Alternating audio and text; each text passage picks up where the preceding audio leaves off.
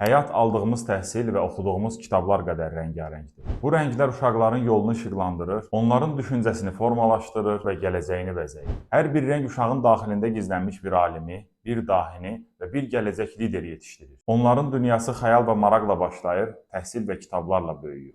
Bilik günü bu rəngli səhifələrin yenidən açıldığı, yeni ümidlərin yarandığı, məqsədlərin daha da aydın şəkildə qoyulduğu və gələcəyə doğru inamla addım atıldığı gündür. Əziz valideynlər, övladlarınıza verə biləcəyiniz ən dəyərli miras təhsildir. Təhsil isə yalnız bilik əzbərləmək deyil, həm də şəxsiyyətin formalaşdığı, dəyərlərin aşılandığı və həyati bacarıqların inkişaf etdiyi bir yolçuluqdur. Unutmayın ki, uşaqlar yalnız dərs kitablarından deyil, oxuduqları hər bir hekayədən dəyər və düşüncə qazanırlar. Dəyərli müəllim, siz uşaqların daxilində gizlənən o dahini, o alemi və o gələcək lideri üzə çıxaran fədakar maarifçisiniz.